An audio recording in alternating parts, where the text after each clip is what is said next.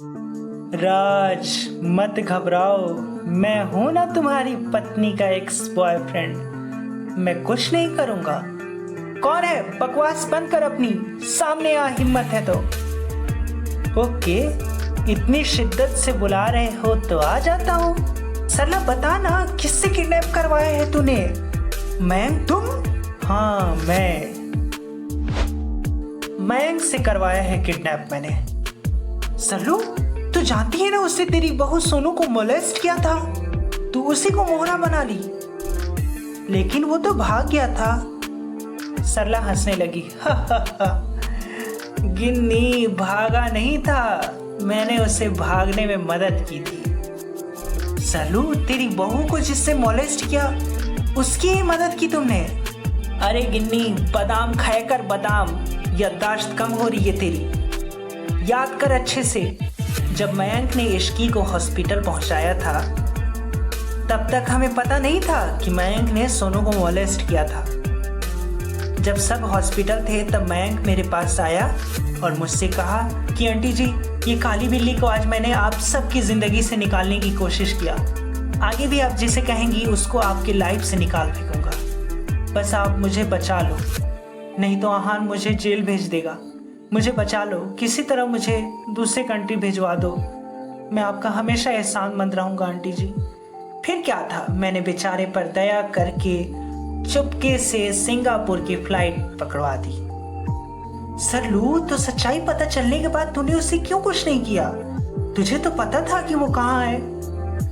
गिन्नी गिन्नी, तुम्हारे सवाल, कुछ दिमाग लगाया कर। मैं की गलती नहीं थी, जो गलती थी सब सोनू की।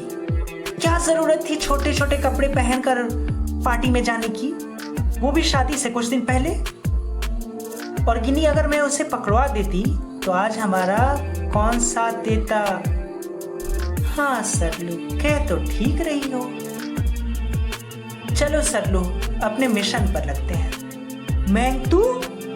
मैं तुझे छोड़ूंगा नहीं। राज दौड़ा मयंक की तरफ, तभी चारों तरफ से कुछ आदमी आकर राज को पकड़ लिए। ना राज, यहाँ तेरा राज नहीं चलेगा। यहाँ सिर्फ मेरा राज चलता है। मेरे इजाजत के बिना तू चू भी नहीं कर सकता। छोड़ मुझे, मैं तेरी जान ले लूंगा। राज चिल्लाने लगा। बंद कर दो इसे ले जाकर। मयंक ने राज को एक कमरे में बंद करवा दिया। इश्की आहान हवाई जहाज में आकर बैठे थे। एवीएम, इतना बड़ा होता है जहाज? हाँ एवीएम, यहाँ तो सोफा है। फिल्मों में तो देखा है नॉर्मल सीट्स होती हैं। ये सोफा नहीं है, बिजनेस क्लास है। अच्छा, तब आप यहाँ बैठिए, मैं वहां जाती हूँ जहाँ आम इंसान बैठते हैं। इश्की, रुको, कहाँ जा रही हो? आप ही ने तो कहा ये बिजनेस क्लास है, तो यहाँ आप जैसे लोग बैठते होंगे। मैं तो बिजनेस नहीं करती। अरे इश्की, हमारी बुकिंग बिजनेस क्लास की है, यहाँ कोई भी बैठ सकता है, बस थोड़ा फेयर ज़्यादा है। कितना है? ज़्यादा नहीं, हम दोनों का मिलाकर टोटल 1 लाख। 1 लाख, वो भी सिर्फ सोफे पर बैठने के लिए? इससे अच्छा तो हम अपने घर के सोफे पर बैठ जाते। आहान हंसने लगा। इश्की, घर के सोफे पर तो बैठ जाते हैं, लेकिन वो सोफा तो नहीं उड़ता है। कैसे जाते लो नावला? हाँ, पॉइंट तो है आपकी बात में। तो चलो अब बैठते हैं। दोनों जाकर बैठ गए। एवीएम, ये तो कितना मुलायम है। उधर से आते हुए एक सोफा उठाकर घर ले चलेंगे। इश्की, चुप हो जाओ, लोग क्या कहेंगे? इश्की चुप हो गई, इधर उधर देखने लगी और फिर बैठे बैठे अपने सीट पर कूदने लगी। आहान ने नोटिस किया तो पूछा, ये क्या कर रही हो इश्की? अरे 1 लाख दिया है तो मजे तो लेना बनता है। इश्की, फ्लाइट टेक ऑफ करने वाली है, शांति से बैठ जाओ। Take off? ये टेक ऑफ क्या होता है? टेक ऑफ मतलब हवाई जहाज उड़ने वाला है। हाँ सच में, हाँ सच में, ये मजा आएगा। तभी फ्लाइट उड़ने लगी। इश्की चिल्लाने लगी, एवीएम, ये क्या हो रहा है? मेरे दिल में ऐसे ऐसे हो रहा है। कैसे कैसे? अरे एवीएम, ऐसे ऐसे हो रहा है। एवीएम ने इश्की को अपनी तरफ खींच के सीने से लगा लिया। कुछ देर दोनों यूं ही प्यार से एक दूसरे के गले लगे रहे। इश्की टेक ऑफ हो चुका, अब ऐसे ऐसे नहीं होगा। इश्की धीरे धीरे आंख खोली और इधर उधर देखते हुए राहत की सांस ली। खिड़की से झांकते हुए बोली, एवीएम, नीचे कोई बच्चा हाथ हिलाते दिखे तो बताइएगा, मैं भी यहाँ से हाथ हिलाऊंगी। इश्की, हम बहुत ऊपर उड़ रहे हैं, कोई नहीं दिखेगा, आराम से बैठ जाओ। इश्की चुपचाप बैठ गई। अचानक उसे कुछ याद आया, फिर अपने बैग से फोन निकालकर सेल्फी लेने लगी। आहान उसे एक टुक देखने लगा। एवीएम, ऐसे क्या देख रहे हैं? इस सोफे के साथ फोटो खींच रही हूँ। एक मेरी सहेली है बचपन की, अपने 5000 के सोफे पर बहुत इतराती थी, कभी बैठने नहीं देती थी। उसी को फोटो भेज रही हूँ, उसे भी तो पता चले कि आज मैं 50,000 के सोफे पर बैठी हूँ। आहान ने उसके हाथों से मोबाइल ले लिया और रखते हुए बोला, तुम मेरे साथ घूमने आई हो या ये सब करने? फिर आहान ने उसको अपने करीब किया और इश्की का सिर अपने कंधे पर रखवा कर कहा, अब ये सब हो गया हो तो थोड़ा यादगार सफर बना ले। दोनों मुस्कुराने लगे और करीब और करीब और करीब आने लगे। सरला गिन्नी सोनू के पास गई। सोनू, चल तैयार हो जा।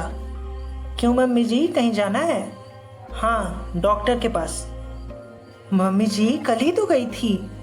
हाँ मुझे पता है, लेकिन मैं अपनी तसल्ली के लिए चाहती हूँ कि तुम मेरे साथ चलो। सोनू समझ गई कि हो ना हो मम्मी जी उसका अल्ट्रासाउंड कराना चाहती हैं। मम्मी जी पता करना चाहती हैं कि मेरे कोख में पल रहा बच्चा बेटा है या बेटी। मम्मी जी, डॉक्टर ने कहा था डिलीवरी के वक्त आना, मैं अभी कंफर्टेबल नहीं हूँ जाने के लिए।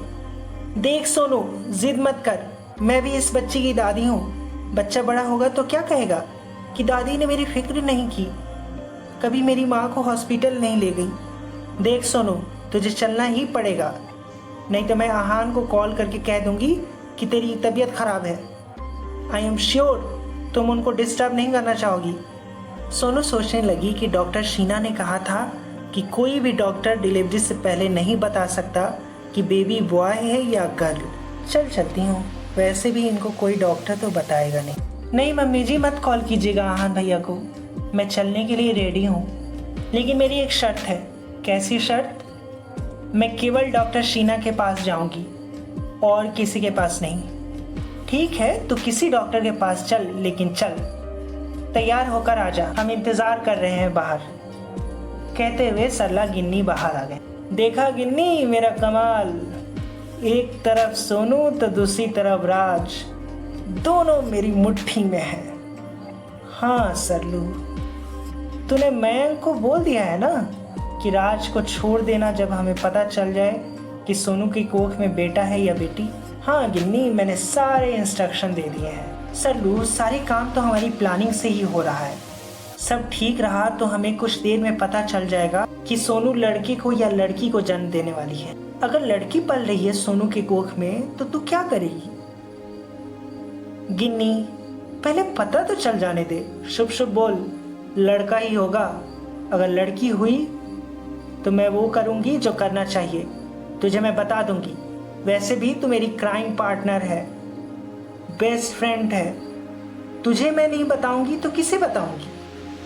चल सोनू तैयार हो गई होगी, हॉस्पिटल चलते हैं। राज अंधेर कमरे में बंद है।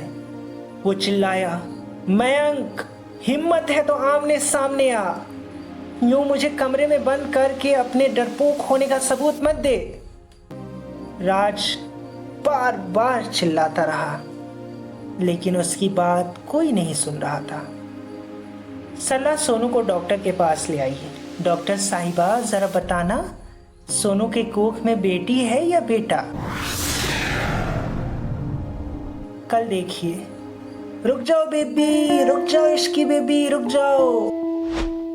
Welcome sir, welcome ma'am, your honeymoon suite is ready. Aahan Ishqi का ग्रैंड वेलकम किया होटल वाले। सोनू और राज फंसे हैं सरला की जाल में। क्या सरला को बताएगी डॉक्टर शीना कि सोनू के कोख में लड़का है या लड़की?